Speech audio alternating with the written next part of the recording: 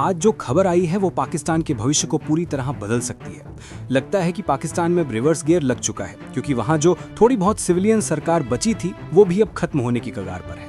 वैसे भी आप जानते हैं कि पाकिस्तान में मिलिट्री हमेशा से राजनीति पर हावी रही है, लेकिन अब जो हालात बन रहे हैं वो ये दिखा रहे हैं कि संविधान में ऐसे बदलाव किए जा रहे हैं जिनसे पूरा कंट्रोल मिलिट्री के हाथों में चला जाएगा।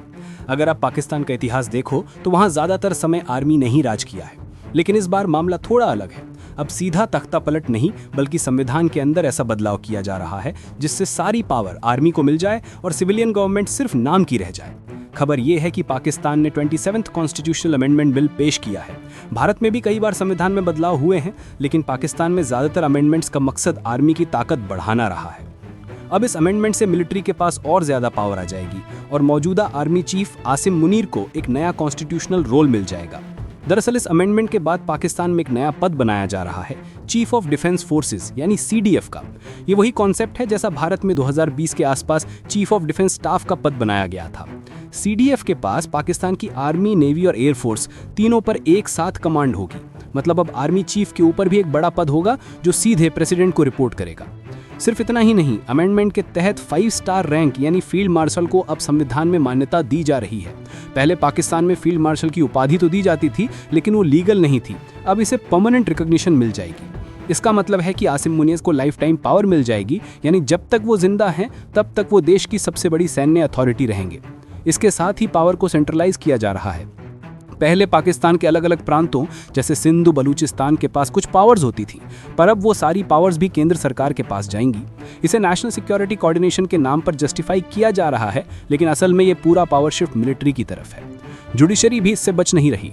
अब जजों की नियुक्ति और कई कॉन्स्टिट्यूशनल अपॉइंटमेंट्स भी एग्जीक्यूटिव यानी सरकार के हाथों में दी जा रही हैं। इससे जुडिशरी की स्वतंत्रता खत्म होती दिख रही है। क्रिटिक्स का कहना है कि पाकिस्तान अब और गहराई से मिलिट्री डोमिनेंस की तरफ बढ़ रहा है।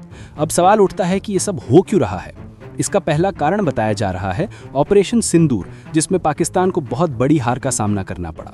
हालांकि पाकिस्तान बाहर से कुछ और बोलता है, लेकिन अंदरूनी तौर पर मान चुका है कि उसे इस ऑपरेशन से बड़ा झटका लगा है। अब उसी के बाद ये कॉन्स्टिट्यूशनल बदलाव शुरू हुए हैं। दूसरा कारण है मिलिट्री हायरार्की को मजबूत करना। आसिम मुनीर को फील्ड मार्शल बनाकर अब संविधान में उनका पद हमेशा के लिए सुरक्षित कर दिया गया है। ये एक तरह से इनडायरेक्ट कू है, बिना सरकार गिराए सत्ता को हमेशा के लिए सेना के हाथों में दे देना। पाकिस्तान के इतिहास में भी यही पैटर्न दिखता है। हर बार जब भी किसी सिविलियन लीडर ने मिलिट्री की बात मानने से इनकार किया, उसे हटाना पड़ा, जैसा इमरान खान के साथ हुआ।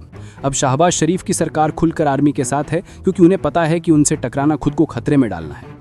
इस अमेंडमेंट के बाद आसिम मुनीर की पावर बहुत बढ़ जाएगी। पहले आर्मी चीफ का टेन्योर 3 साल का होता था, अब फील्ड मार्शल को लाइफ टाइम अथॉरिटी मिल रही है। पहले वो सिर्फ आर्मी तक सीमित थे, अब वो तीनों फोर्सेस आर्मी, नेवी, एयरफोर्स के ऊपर कमांड रखेंगे। और अकाउंटेबिलिटी भी अब सिर्फ प्रेसिडेंट और प्राइम मिनिस्टर तक ही सीमित कर दी गई है। पार्लियामेंट का ओवरसाइट लगभग खत्म। इससे पाकिस्तान में लोकतंत्र का आखिरी संतुलन भी खत्म हो जाएगा। प्रोविंशियल गवर्नमेंट्स, कोर्ट्स और मीडिया सबकी शक्ति कमजोर पड़ जाएगी।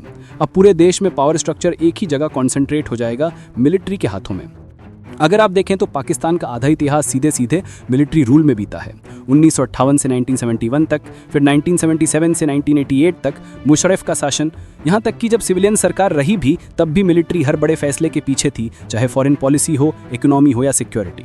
2010 में 18th अमेंडमेंट लाकर थोड़ी डिसेंट्रलाइजेशन की कोशिश की गई थी ताकि प्रांतों को कुछ अधिकार मिले, लेकिन अब 27th अमेंडमेंट के जरिए वो भी खत्म हो रहा है। एनालिस्ट कह रहे हैं कि ये पूरा प्रोसेस पाकिस्तान के रीमिलिटराइजेशन की तरफ इशारा कर रहा है। पाकिस्तान सरकार इसे मॉडर्नाइजेशन कह रही है। उनका कहना है कि वो अपने डिफेंस स्ट्रक्चर को रिफॉर्म कर रहे हैं ताकि कोऑर्डिनेशन बेहतर हो सके, जैसे अमेरिका या ब्रिटेन में जॉइंट चीफ्स का सिस्टम होता है। लेकिन एक्सपर्ट्स का मानना है कि ये सिर्फ एक बहाना है ताकि सिविलियन पावर को हटाकर मिलिट्री को लीगली सुप्रीम बना दिया जाए। अब सवाल है कि क्या यह बिल पास होगा। संभावना तो पूरी है, क्योंकि रूलिंग पार्टी और उसके सहयोगियों के पास 2/3 बहुमत है। मतलब असेंबली और सेनेट दोनों में ये अमेंडमेंट आसानी से पारित हो जाएगा। इसका असर क्या होगा? भारत के लिए चिंता की बात यह है कि अब पाकिस्तान की फॉरेन और सिक्योरिटी पॉलिसी पूरी तरह सेना के कंट्रोल में जाएगी, और जब भी पाकिस्तान में मिलिट्री मजबूत होती है, भारत के खिलाफ किसी न किसी रूप में एक्टिविटी बढ़ती है, चाहे बॉर्डर पर या प्रॉक्सी के जरिए, तो भारत को सतर्क रहना ही होगा। अमेरिका की तरफ से फिलहाल कोई बड़ा रिएक्शन नहीं आया है। ट्रम्प जैसे नेता तो अक्सर मिलिट्री को ओपनली सपोर्ट करते हैं। वहीं चीन खुश है, क्योंकि उसे एक स्ट्रॉन्ग मिलिट्री स्ट्रक्चर से फायदा होगा। CPEC जैसे प्रोजेक्ट सीधे आर्मी से निपटाना आसान रहेगा, सिविलियन सरकारों से नहीं। तो कुल मिलाकर पाकिस्तान एक बार फिर उस रास्ते पर जा रहा है जहां से वो पहले कई बार गिर चुका है, जहां डेमोक्रेसी सिर्फ नाम की होती है और असली सत्ता जनरल्स के हाथों में रहती है। अब देखना यह होगा कि इस बार ये सिस्टम कितने साल तक चलता है, क्योंकि पाकिस्तान के इतिहास में आज तक कोई भी प्रधानमंत्री अपनी पूरी 5 साल की टर्म पूरी नहीं कर सका है।